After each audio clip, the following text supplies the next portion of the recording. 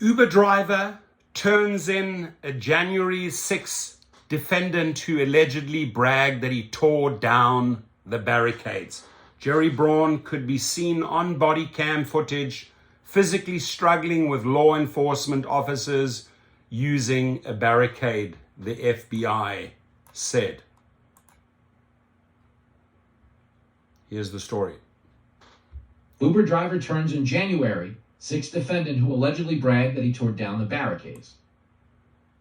An Uber driver turned in alleged January, 6th rioter who said he tore down the barricades at the Capitol building. A California man who was accused of struggling with law enforcement and striking a photographer with a wooden plank during the January 6th riot at the Capitol building last year was arrested after his Uber driver that night tipped off investigators, according to recently unsealed court records. Jerry Daniel Braun is facing charges of obstruction during civil disorder, entering and remaining on restricted grounds, and violent or disorderly conduct after his arrest earlier this month. Braun was picked up by an Uber driver on the evening of January 6th, about 1 mile from the Capitol, and their conversation was recorded on a dashcam mounted in the car. Dashcam, baby. So has it been violent all day? The driver asked. Well, it started around right when I got there. I tore down the barricades, Braun allegedly responded. The FBI reviewed law enforcement officers' body camera videos of January 6th and saw Braun physically struggling with law enforcement officers using a barricade around 3:15 p.m., according to the criminal complaint. About 15 minutes later, Braun could be seen wielding an 8-foot wooden plank and maneuvering it toward police in an aggressive manner. In one instance captured on the officer body camera videos, where Braun extends the wood plank and physically strikes an individual who is wearing a helmet with the text press displayed across the front of the photographer, an FBI agent wrote in the complaint.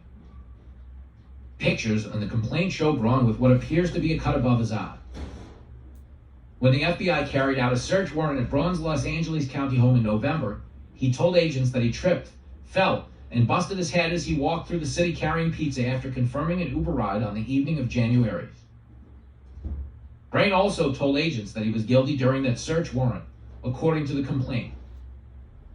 Nearly 800 people have been charged with federal crimes related to the riot, more than 250 of which have pleaded guilty. So,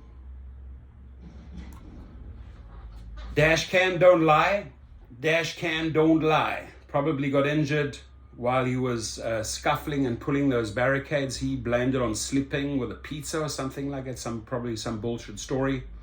But they now have you, right? So you can't tell me that these dash cams, right? Because this is, for example, this is like the Rolls Royce that uploads all the footage into the cloud. And there you got the guy, and he's confessing on camera. You know, maybe you have a van troop, and you've got the audio, or it's uploaded into the cloud, and he's confessing that he was part of those thugs that attacked the Capitol, right?